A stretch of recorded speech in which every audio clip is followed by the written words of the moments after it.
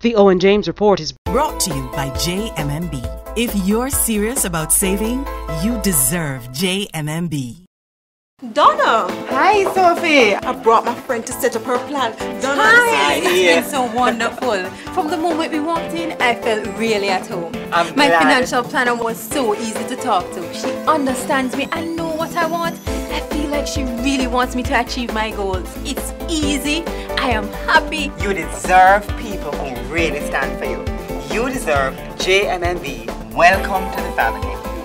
If you're serious about saving, you deserve JMMB.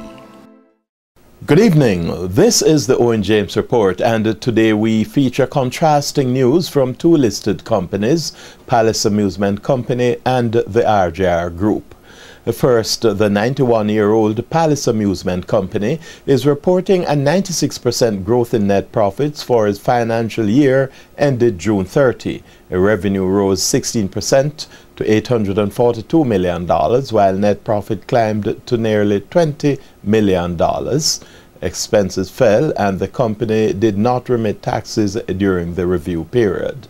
The highly diversified RJR Group suffered a first quarter loss of $25.4 million compared to net profit of $7.6 million during a corresponding period last year. Revenue for the review period fell by 3% to $411 million.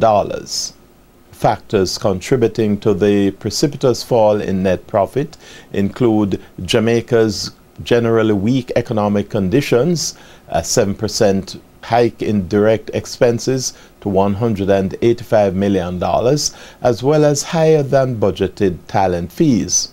Now, there was also a shortfall of nearly $10 million in other income arising from a fall in income derived from transmission tower rentals. The group also spent heavily on market research as it seeks to make fact-based decisions on growing market share.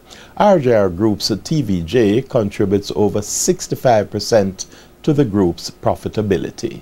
News on the foreign exchange market now, and amid strong demand and limited supply of foreign exchange, the Jamaican dollar weakened against the three regularly traded foreign currencies today. In other words, the US and the Canadian dollars as well as the British pound strengthened against the local currency.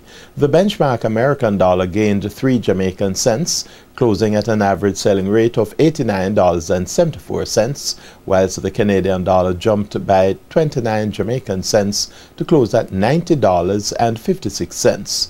The British pound sterling closed the week 19 cents higher at $140.93. Now, don't miss our business intelligence feature for a related development. News on the market now, and gains by stocks such as Grace Kennedy, Scotia Group and Kingston Wharves pushed up the stock market indices today. The main JC index advanced by 290 points or 0.3%. 24 stocks traded, with 10 advancing, 7 declining and 7 holding firm. Now finally, in our business intelligence feature, at least one major commercial bank this week limited customers to $2,000 per day. There's greater demand for hard currency as some investors hedge against the devaluation of the Jamaican dollar. I have strong information that some of the brains behind the Lotta scam are moving operations to another regional country.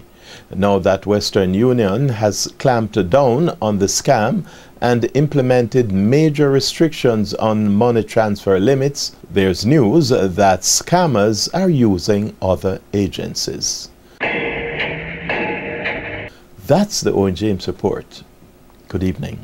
The Owen James Report was brought to you by JMMB. If you're serious about saving, you deserve JMMB.